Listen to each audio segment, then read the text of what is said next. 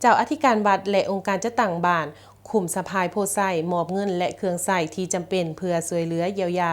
ขั้นเบื้องต้นให้3ครอบครัวที่ได้รับผลกระทบจากไฟไหม้เรือนอยู่บ้านสะพายในวันที่19 พฤษภาคม 2565 นี้พระอาจารย์ธนูทองแก้วอุดรรองประธานองค์การพุทธศาสนาสัมพันธ์ลาวเขตสงสะพายเจ้าอธิการวัดธงโพไซพร้อมด้วยทานอานนท์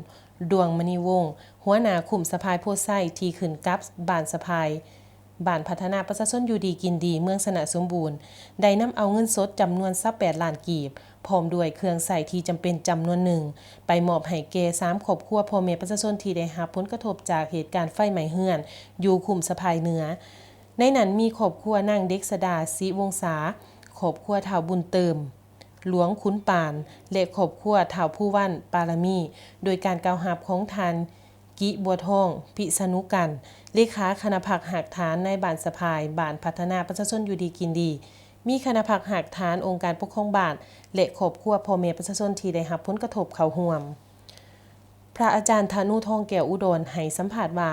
สำหรับเงินสดและเครื่องช่วยเหลือที่นำมามอบในครั้งนี้คณะสงฆ์วัดธงโพไซร่วมกับองค์การจัดตั้งบ้านคุมสะพายโพไซได้ระดมนำพ่อแม่ประชาชนภายในคุมบ้านและประชาชนที่อยู่ภายในและต่างประเทศได้มีความสามัคคีประกอบส่วนช่วยเหลือบรรเทาทุกข์เยียวยาขั้นเบื้องต้น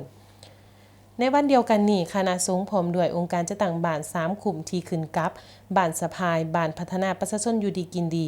และบุคคลก็ได้นำเอาเงินสดพร้อมด้วยเครื่องใช้ที่จำเป็นภายในครัวเรือนและข้าวสารมามอบให้แก่3ครอบครัวที่ได้รับผลกระทบจากไฟไหม้เรือนเพื่อช่วยเหลือเยียวยาบรรเทาทุกข์ขั้นเบื้องต้นคือคุมสะพายกลางมอบเงินสดมูลค่า5 ล้านกว่ากีบพร้อมด้วยเครื่องใช้ที่จำเป็นภายในครัวเรือน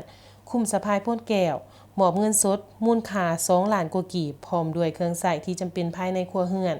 คุมสะพายเหนือมอบเงินสดมูลค่า5 ล้านกว่ากีบและครอบครัวทานเพชรสมรหอมสมบัติมอบเงินสด1 ล้านกีบโดยการกล่าวรับของทานกิบัวทองพิษณุกันเลขาคณะผักหักฐานในบ้านสะพายบ้านพัฒนาประชาชนอยู่ดีกินดี